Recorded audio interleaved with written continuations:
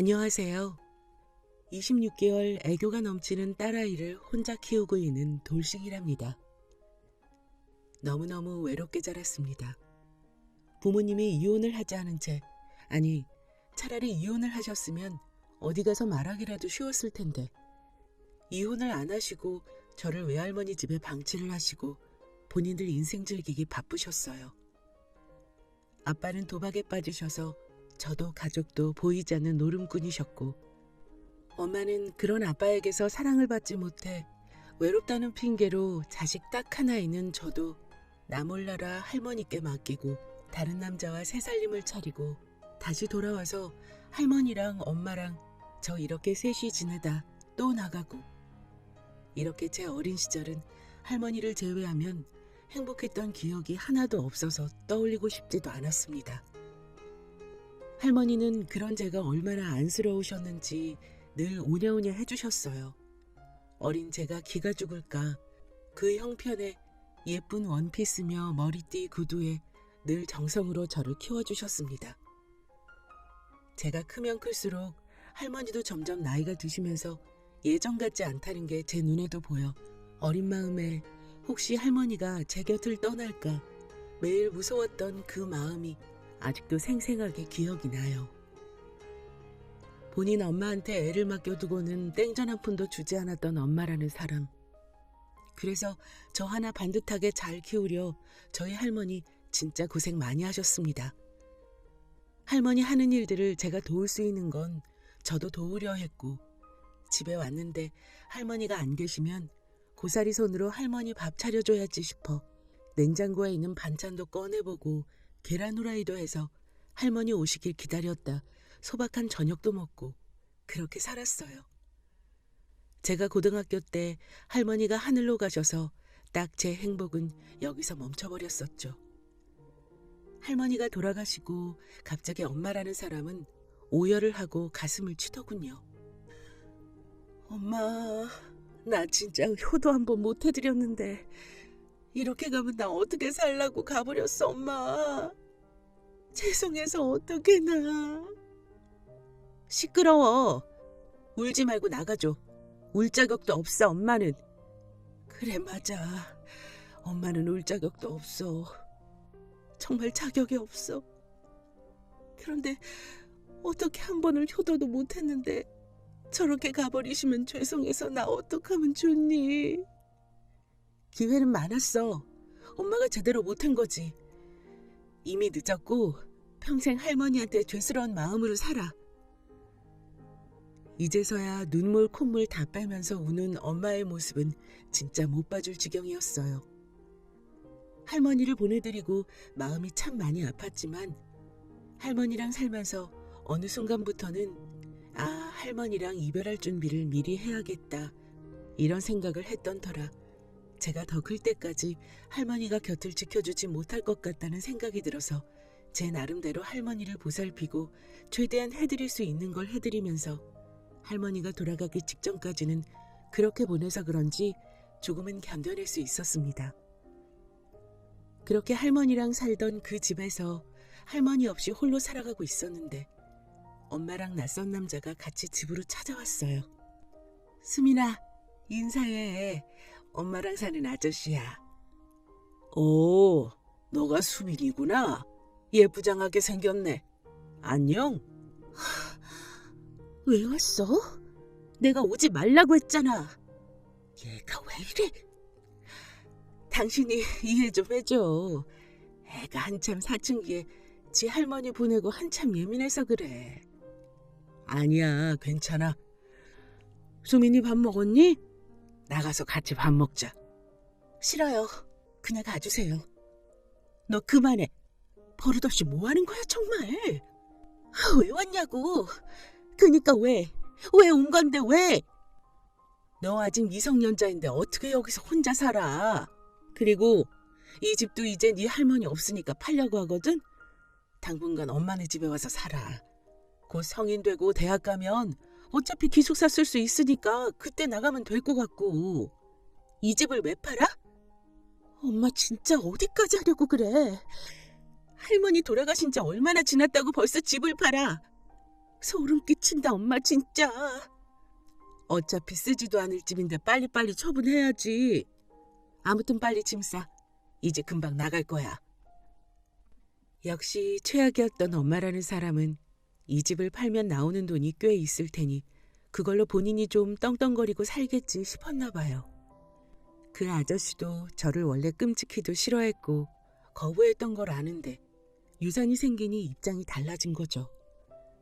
당분간만 엄마 집에서 지내라는 말도 말 그대로 곧 성인이 될 테니 그동안만 지내고 나가라는 소리인 거죠. 어린 제가 할머니의 흔적이 가득한 그 집을 지킬 수 있는 방법은 없었고 그냥 나왔습니다. 사실 할머니께서 저에게 남겨주신 게 있어요. 그 돈을 보고 며칠을 부여잡고 울었는지 모르겠는데 통장과 그 안에 고이 적혀있던 편지 한 장.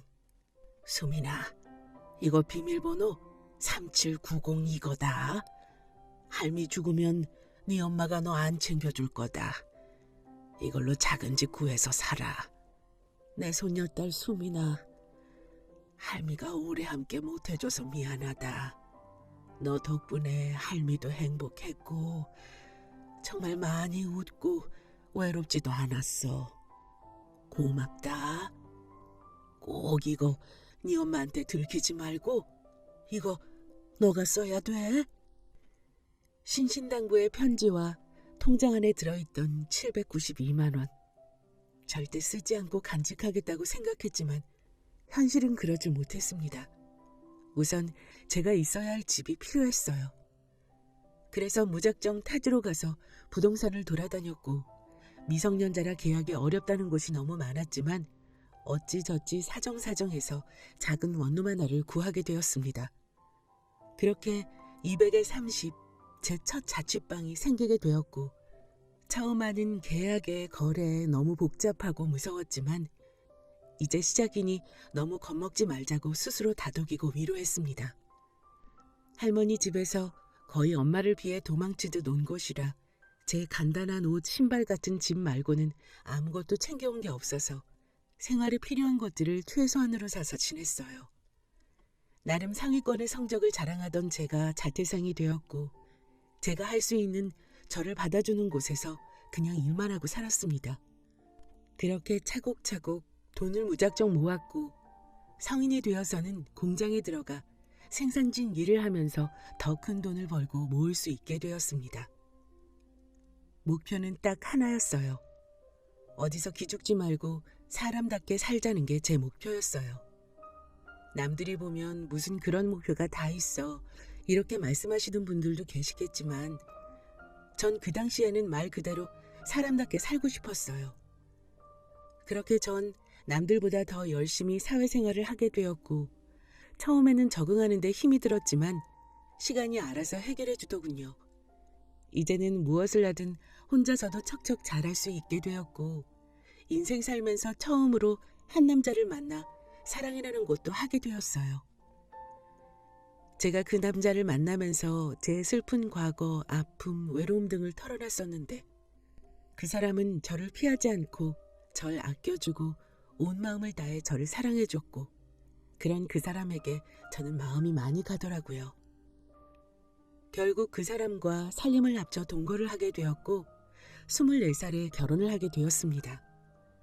그 사람에게는 홀아버지가 계셨는데 저에게 너무나도 따뜻하게 대해주셔서 할머니가 아닌 또 다른 사랑을 받으며 행복하게 지냈어요. 워낙 불안정한 상황 속 누구의 허락도 필요 없이 식도 올리지 않고 그렇게 한 결혼이지만 제가 행복한 게 제일 중요하다고 생각을 하여 그 행복으로 하루하루를 살았습니다. 남편도 저 못지않게 착실하게 돈을 모으며 사는 사람이라 저희는 나이에 비해서 꽤나 많은 돈을 가질 수 있었고 수월하게 집 마련과 가전들도 채울 수 있었어요. 남편은 둘이 사는 게 좋다고 했지만 저는 또 그렇게 따뜻한 아버지가 혼자 계시는 게 너무 마음에 걸려서 그냥 합가를 하자고 제안을 했고 세 식구가 함께 살았습니다. 하지만 그런 행복 나날들도 잠시 어느 날부터 남편이 이상해지기 시작했어요. 자꾸 평소 하지 않던 돈을 달라고 강요하기 시작했고 일도 무단으로 나가지 않아 회사에서도 잘리는 상황까지 되어버렸어요. 불안했습니다. 남편이 과거에 철이 없어서 한동안 사고를 많이 쳤던 건 알았지만 성인이 되어서는 정신 차리고 돈도 모으고 착실한 모습을 보여서 결혼을 선택했었던 건데 갑자기 남편이 이상 행동을 하니 점점 불신이 생기기 시작했어요. 어느 날은 아버지가 저를 불러서 이런 말을 하셨습니다. 아유, 아무래도 지훈이가 도박에 다시 손댄 것 같다. 얘를 어쩌면 좋냐? 도박이요? 도박, 무슨 도박이요?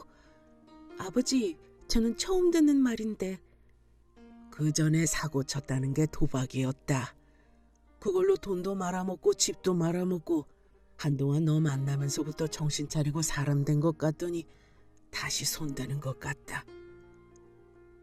친아빠가 도박으로 미쳤던 걸 알고 있어서 제 인생에서 가장 싫어하는 도박과 바람이었는데 그중에 도박이라니 믿을 수가 없었어요. 아니겠지, 아닐 거야를 속으로 100만 번을 더 삼키면서 남편을 기다렸습니다. 오빠, 얘기 좀 하자. 무슨 얘기? 갑자기? 나 또 나가봐야 되는데. 오빠, 혹시 요즘 도박해? 맨날 공장에서 그렇게 일해서 언제 성공하냐? 인생 한 방이야. 수민아, 나는 니네 아빠처럼 그렇게 정신 팔고 하는 거 아니고 체계적으로 하는 거니까 그냥 믿고 기다려줘. 도박이 나쁜 게 아니야. 무식한 인간들이 전재산 걸고 한탕 노려서 그런 거지. 도박이 나쁜 게 아니고 다 그렇게 돈을 벌 수 있으면 누가 힘들게 일을 해서 돈을 벌겠어. 오빠, 제발 지금이라도 멈춰. 오빠도 전에 망해봤잖아. 제발 그만해. 우리 아이도 낳고 그렇게 살아야지. 애는 뭔 돈으로 키우냐? 전에는 내가 못 모르고 해서 그 꼴 난 거고 이제는 다르다니까. 아무튼 너도 적금이랑 있는 거 좀 깨고 나한테 투자를 할 생각을 해. 닥달하지 말고. 자꾸 아빠랑 쌍으로 닥달하면 나 집 나가버릴 테니 그만 바가지 긁는 게 좋을 거야. 그렇게 말을 하더니 그날 이후부터는 오히려 솔직히 다 내게 말을 해서 감출 게 없어서인지 눈치도 안 보고 하루 왼종일 아니 며칠씩 집을 비우면서 도박을 하기 시작했습니다. 오빠, 진짜 미친 거 아니야? 지금 5일 만에 들어와서 한다는 소리가 돈 달라고? 미친 것 같아, 정말. 그만하라니까. 아우씨, 진짜 좀 달라고. 그게 있어야 잃은 거 다시 따올 수 있다니까. 넌 왜 이렇게 말귀를 못 알아쳐먹니 정말.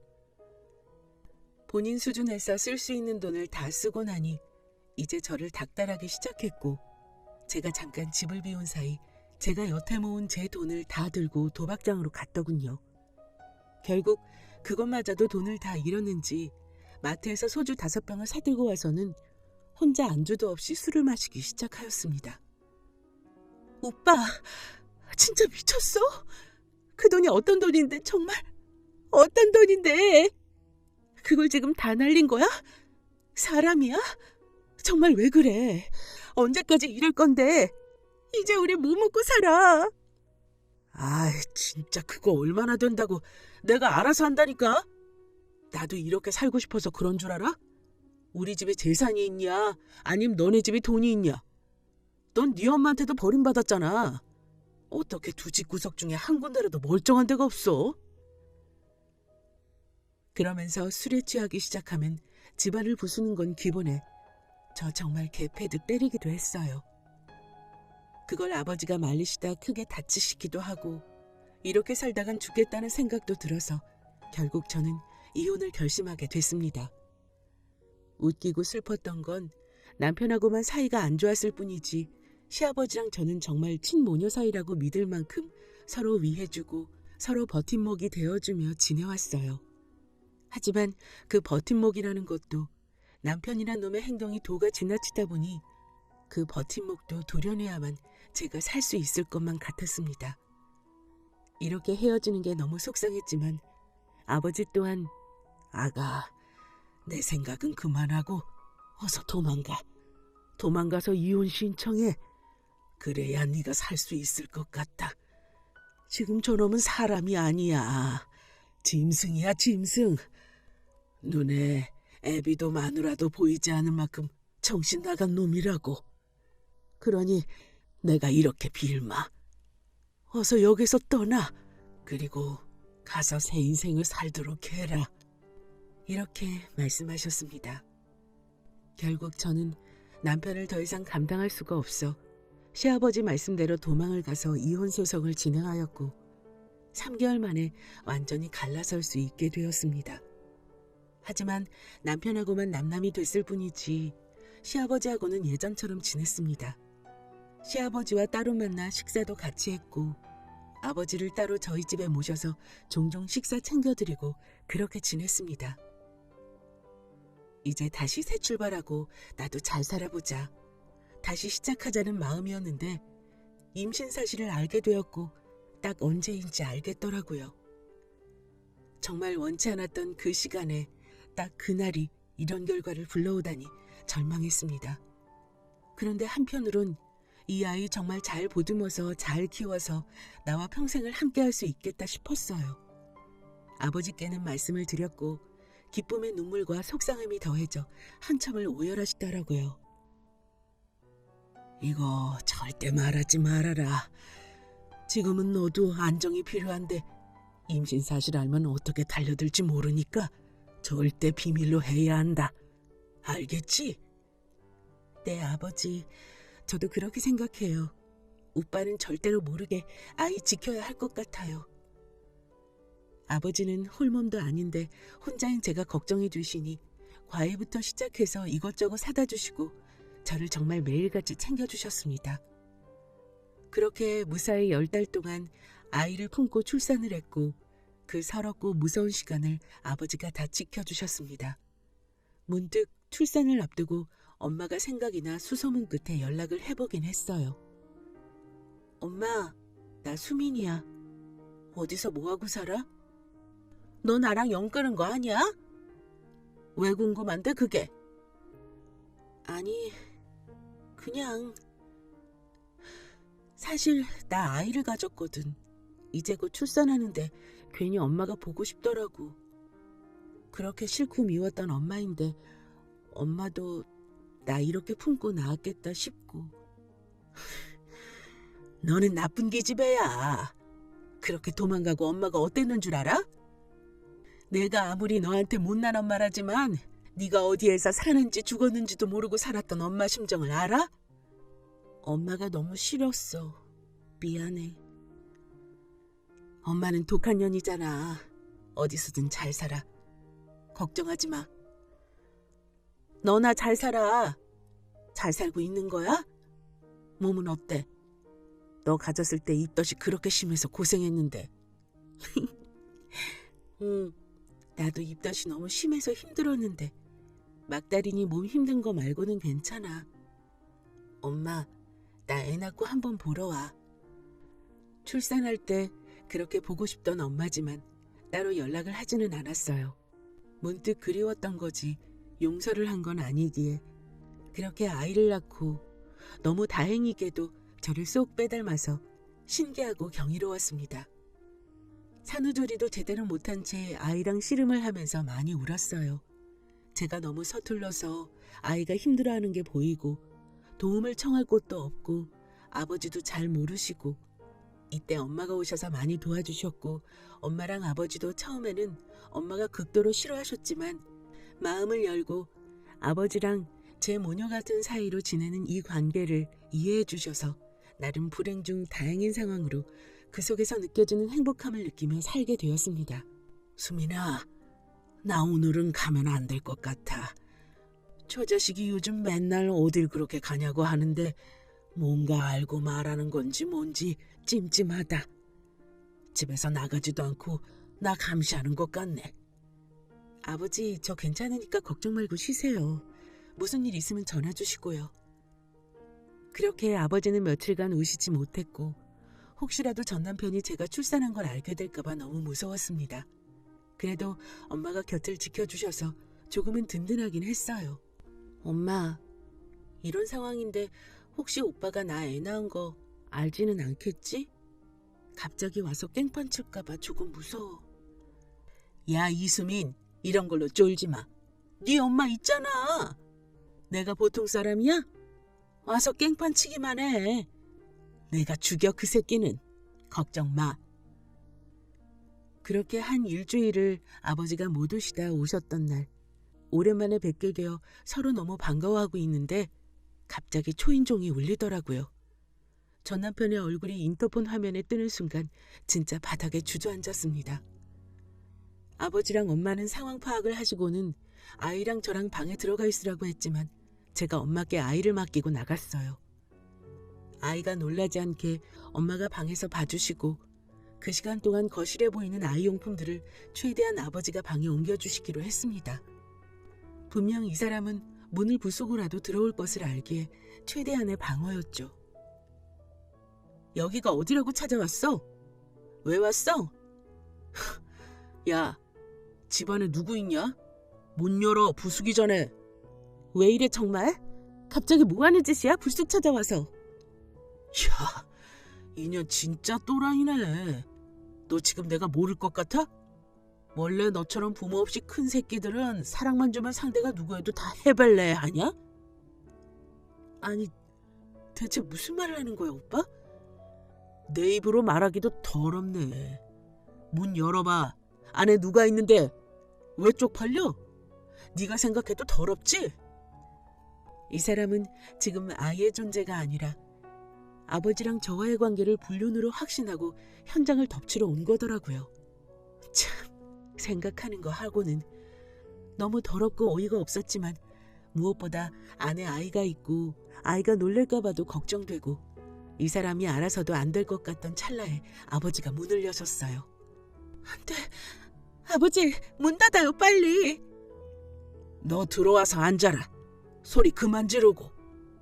얼씨구? 왜? 아들 여자 뺏어서 놀아나 놓고 할 말이 있어? 그래, 드러나 보자. 아니, 걷기도 힘든 노인네가 뭔 힘이 있다고. 이야, 대단하다, 대단해. 우리 집 완전 콩가루 집안이네. 이야. 지윤아, 수민이 아이 낳았다. 평생을 혼자서 외롭던 애가 아이를 낳았는데 그 순간에도 또 혼자라 너무 마음이 아프더라. 너는 사람 되기는 글러먹었고 수민이는 무슨 죄고 애는 또 무슨 죄냐? 그래서 아빠가 살아있는 동안에는 수민이랑 아이한테 이모까지 다 해주려고 가라고 한다.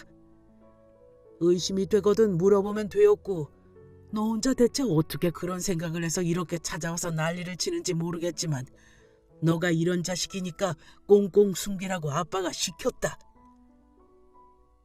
그게 무슨 말이야? 지금 애를 낳았다고? 너 바른 대로 말해봐. 아빠 말이 맞아 지금? 그제서야 저희 집을 둘러보는데 급히 숨기려 해도 아이 키우는 집인 게 숨겨지지는 않죠. 그리고 엄마가 아이를 안고 나오셨어요. 너구나. 내 딸 눈에서 피눈물 뽑은 게. 너 다 안다며. 나 엄마 자격 없는 사람인 거. 그런 애를 그렇게 데려갔으면 행복하게 해줬어야지. 나쁜 놈아. 너는 내가 용서 못해. 엄마는 오열하시며 그 사람에게 욕을 퍼부었고 그 사람은 멍하니 아이를 바라보더라고요. 수민아, 너 혼자 이렇게... 나한테 말을 했어야지. 말하면 뭐가 달라지고? 난 이미 오빠란 사람의 본 모습을 봤어. 내 돈 다 가져가고 나 때리고 패고 욕하고 그런 사람이 다시 잘해보겠다고 한들 누가 같이 살아? 아이가 있는 한 더더욱 너랑 못 살아. 달라질 건 아무것도 없어. 이제 와서 아빠 노릇 절대 하지 마. 오빠는 살던 대로 살아. 우리 근처에 얼씬하지도 말고. 아니, 내가 어떻게 살아, 수민아. 나도 지금 혼란스러우니까 나한테 시간을 조금만 줘. 아니, 달라질 게 없다니까. 오빠가 생각하고 말고 할 게 없어. 당장 나가줘, 내 집에서. 오열을 하며 싹싹 빌고 이렇게 갈 수는 없다며 정신을 차리겠다, 다시 잘해보자 하더군요. 아버지랑 저도 잘 지내고 맞다. 본인만 정신을 차렸으면 다 끝났을 일이었다고 한참을 울던 그가 아버지가 일으켜 집으로 데리고 갔습니다. 그날 이후로도 저희 집을 매일같이 찾아와서 빌고 또 빌고를 반복했지만 경찰에 신고를 해버리고 강경하게 대응했어요. 저에게는 지켜야 할 아이가 있어서 말이죠. 저러다 언제 눈이 뒤집혀 또 저를 괴롭힐지 몰라서 급하게 집을 내놓고 한동안은 엄마네 집으로 피신해서 아이와 지냈고 이사를 해버렸습니다. 혹시 또 아버지를 미행하다 주거지가 들킬까 싶어서 아버지도 집으로 모시지 못하고 엄마 집에서 만나거나 따로 만나서 아이를 보여드렸죠. 수민아, 내가 참 못났었더라. 너 그렇게 아프게 살아온 사람인 걸 내가 잘 알면서 가장 큰 상처를 너에게 줬어. 웃기지만 나 너랑 헤어지고 너 정말 많이 그리웠다. 내가 정말 사랑한 여자니까 땅을 치고 후회해봤지만 도박이라는 게 너무 끊기가 힘들어서 쉽게 돌아오지 못했어. 나 지금 도박 중독 치료도 받기로 했고 정상적으로 일해서 먹고 살려고 노력하고 있어, 수민아.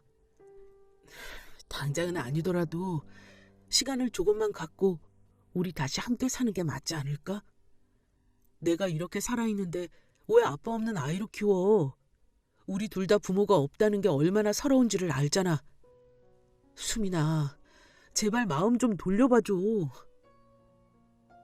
오빠는 어머님이 안 계시니 부모가 없다는 사람을 안다고 표현하겠지만 난 부모가 있는데 사람 같지 않은 부모가 있다는 게 얼마나 고통스러운지를 알아. 그래서 더더욱 오빠와 함께 할 필요가 없어. 내 아이는 내가 혼자서 키워도 충분히 사랑으로 키워낼 수 있고 그렇게 하고 있으니 제발 감성팔이 그만하고 네 살 길 찾아서 아버지나 잘 모셔. 아버지가 얼마나 더 오래 사시겠어? 앞으로 효도만 해도 넌 부족해. 정신을 차릴 거면 나랑 아이한테 신경 끄고 아버지한테 집중이나 해. 이사도 했고 연락처도 바꿔버리고 당장 소통할 수 있는 게 없어서 저한테는 직접 뭔가를 하지는 않지만 아버지를 통해 들은 그는 성실했던 모습을 되찾고 있다고 해요. 다행이죠. 아버지가 이제는 더 이상 그런 모습을 보지 않아도 되니까. 그치만 전 그 사람과 함께하는 일은 죽어도 없습니다. 약간 불안한 마음이 늘 있기 때문에 변호사를 통해 현재 상황에 대해서 상담도 해봤고 만일의 상황을 대비하면서 그렇게 살고 있어요. 마지막 순간까지도 힘들었던 제 삶에 다시금 용서를 구하듯 엄마 노릇을 해주는 엄마가 돌아왔고 아빠의 빈자리를 채우려 노력하시는 아버지가 계시고 무엇보다 제 목숨과 바꿔도 아깝지 않을 제 딸이 있어서 두렵지만 버티고 엄마는 강하다라는 말을 늘 새기며 아이를 잘 지키고 바른 아이로 키워보려고 합니다. 제 사연을 봐주셔서 감사하고 지금 힘든 순간이신 분들 저 같은 사람도 극복하고 살아가니 힘내시길 바래요.